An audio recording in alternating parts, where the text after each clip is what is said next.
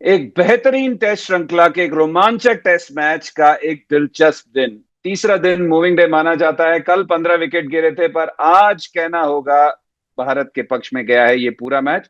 पर ये मैं नहीं कह रहा है, ये क्रिक बस चैटर कह रही है, तो वहीं चलते हैं सीधा। देखिए, बतौर एक फॉर्मर इंडियन क्रिकेटर, और अब जब मैच को देखते हैं हम करीबी से, जब बाहर जाते हैं देश के बाहर, तो बहुत इंपॉर्टेंट है कि आपके बॉलर्स के लिए रन हो। और उसमें किसका योगदान है? बल्लेबाजों का योगदान है, क्योंकि हमेशा मैच तो बॉलर ही जितवाएंगे, पर मैच सेटअप करने वाले बल्लेबाज होते हैं। तो इसीलिए इतनी खुशी हो रही है जब आपको पता है कि तीन बल्लेबाजों ने 500 प्लस स्कोर बनाया है।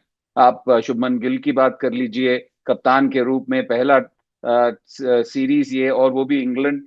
उन्होंने कितने रन बनाए हैं आप सबको पता है। केएल राहुल ने 500 से ऊपर रन बनाए हैं, और रविंद्र जाडेजा ने 500 से ऊपर रन बनाए हैं। यशस्वी जायसवाल ने बतौर ओपनर 400 से ऊपर रन बनाए हैं। और आप देख लीजिए, दो ओपनर जिन्होंने 500 400, नंबर 4 के बल्लेबाज 700 से ऊपर, और जो नंबर 7 का बल्लेबाज है, 4 1 2 4 7, उन लोगों ने कंट्रीब्यूशन किया है। जिसका मतलब है कि कहीं पे भी अगर कहीं बल्लेबाजी लड़खड़ा रही है, तो कोई संभालने वाला हुआ है। और आज भी वही देखने को मिला।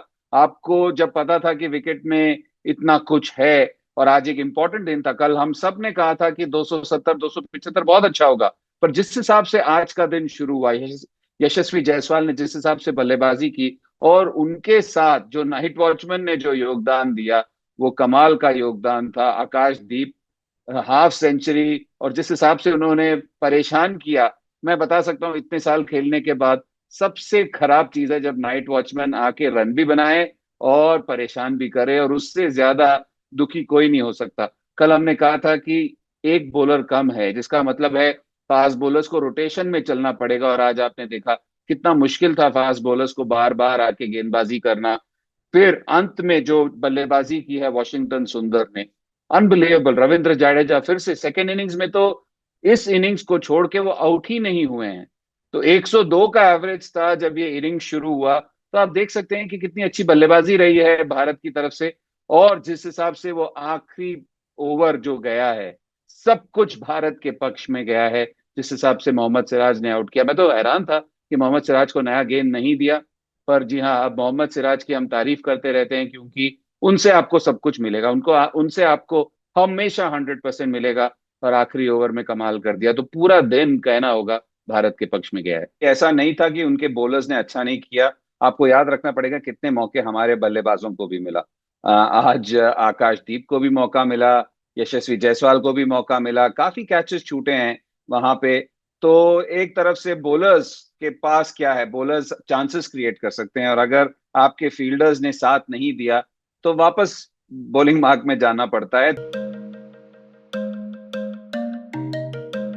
देखिए, एक यंग ओपनर जिनको हमने इतना अच्छा करते हुए देखा है, और उनकी एक कमाल की बैक स्टोरी है, जो मेहनत करके वो इंडिया के लिए खेले हैं, तो वो दिखता है।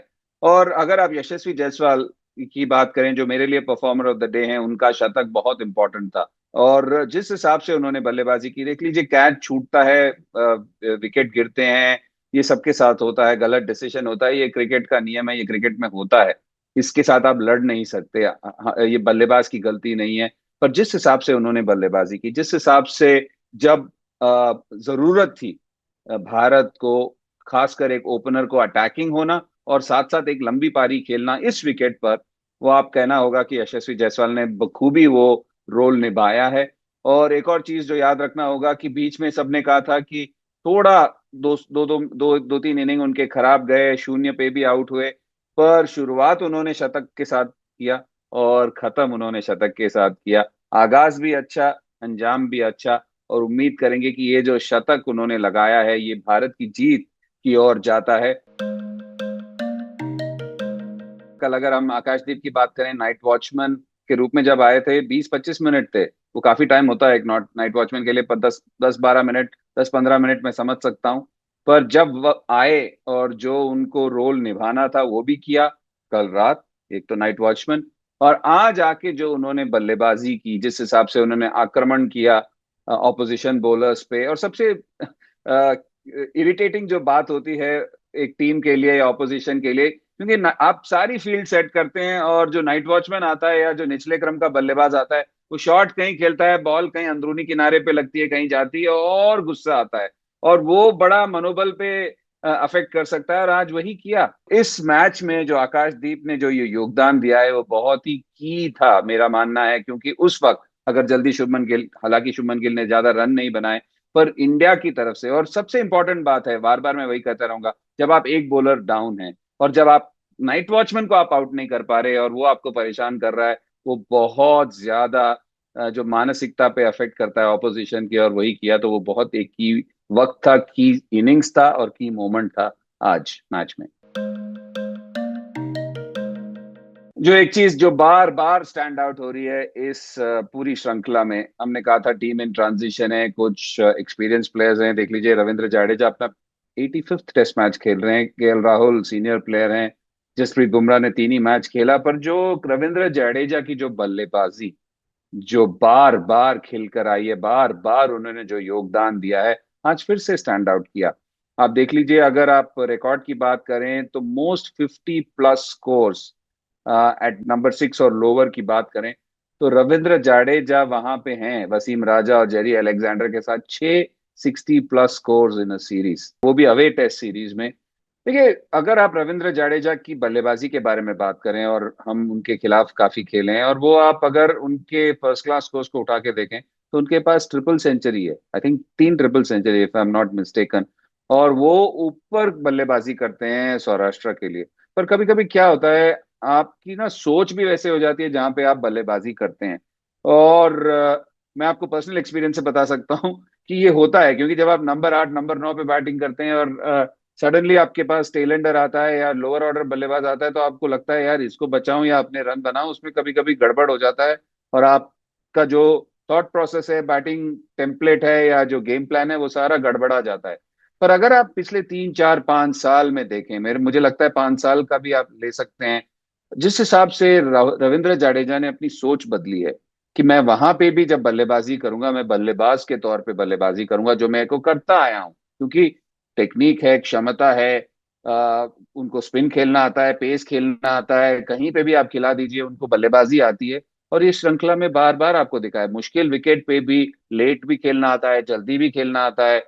और अब उनको समझ आ गया है कि कैसे फार्म करना है स्ट्राइक, जब लोअर ऑर्डर के साथ खेल रहे हैं पिछले 4 5 साल में। और एक और चीज है कि उनके इर्द गिर्द भी कुछ अच्छे बल्लेबाज आए हैं, जैसे वॉशिंगटन सुंदर इस सीरीज में थे, अक्षर पटेल ने उनके साथ काफी अच्छी बल्लेबाजी की है, क्योंकि 2020 में ही अक्षर पटेल का भी जब आप सोचें टेस्ट डेब्यू हुआ था, जब इंग्लैंड आई थी, तो उन्होंने निचले क्रम में आके बहुत योगदान दिया है। तो जब आपके साथ बल्लेबाज भी होता है तो आपका भी मनोबल बढ़ जाता है, और आपको कॉन्फिडेंस होता है कि दूसरी छोर से कोई आउट नहीं होगा। टेक्निक तो हमेशा ही था, पर सबसे इंपॉर्टेंट चीज है वो सोच में जो बदलाव है, वो बहुत अच्छा दिखा है रविंद्र जाडेजा का। और इस सीरीज में तो कमाल ही कर दिया उन्होंने। अगर आप अभी भी देखें, विकेट में बहुत कुछ है, ये है कि आके अगर आप टप्पे पे डालें, और क्योंकि देखिए 3 बॉलर हैं, सर्कुलेशन में चलना है, तो आप एनर्जी भी कंजर्व करना चाहते हैं और चाहते हैं कि सबसे बेस्ट ऑप्टिमम यूज हो आपके स्पेल का। और आज एक चीज बहुत अच्छा किया इंडिया ने, आप बेन डकेट और जैक क्रॉली की बात करें, वो चाहते हैं कि बल्ला चलाए, वो चाहते हैं कि चौके मिलते रहें। और उन्होंने वो चौके वाले जो एरियाज थे उनके ब्लॉक कर दिए। जब बेन डकेट आए थे, उनका जो फील्ड सेट था वो बड़ा अच्छा था, गली पीछे, ये बहुत पहले कर सकते थे। मुझे लगता है ये अगर हम पहले मैच से ही करते तो बहुत फर्क पड़ता। और जो लाइंस भी थे काफी स्ट्रेट थे। और एक बहुत अच्छी चीज जो हुई भारत के लिए वो ये थी, जैसे हमने पहले कहा, जैक क्रॉली को जो आउट किया, क्योंकि 50 की साझेदारी फिर से इन दोनों ओपनर्स। और सबसे बड़ी बात है मोमेंटम, जो कहते हैं ना, जो एक शिफ्ट होता है एक मनोबल का, वो भारत के पक्ष में। एक तो रन अच्छे बन गए, और आखिरी ओवर में जब आप जैक क्रॉली को आउट कर सकते हैं, विकेट में अभी भी कुछ है, इंग्लैंड का कुछ पता नहीं, 2 दिन बाकी। और सबसे बड़ी बात है कि ये श्रृंखला में पहली बार हो रहा है कि ये हो सकता है कल, कुछ पता नहीं, अगर बारिश हो जाए तो पूरा दिन नष्ट हो सकता है। पर अगर कल पूरा दिन मैच हुआ तो हो सकता है कि कल पहली बार इस श्रृंखला में चौथे दिन मैच खत्म हो सकता है, और पूरा जो पलड़ा है वो भारत के पक्ष में है। जी हाँ, 371 पहले टेस्ट मैच में चेस किया था इंग्लैंड ने, पर ये विकेट अलग है, ये सिचुएशन अलग है। और सबसे बड़ी बात है कि 9 भी नहीं चाहिए, 8 ही और निकालने, क्योंकि क्रिस वोक्स तो बल्लेबाजी नहीं करने आएंगे। तो बहुत इंपॉर्टेंट है कि ये जो आज लास्ट ओवर में जो विकेट मिला है, इससे मनोबल सबका बड़ा होगा, पूरी टीम का बड़ा होगा। और कल का दिन जो है बहुत इंपॉर्टेंट है, वापस वो डिसिप्लिन, क्योंकि ऑली पोप ऐसा नहीं है, कप्तान कप्तान है वो जब आएंगे बल्लेबाजी करने, उनके दिमाग में भी काफी प्रेशर घूम रहा होगा।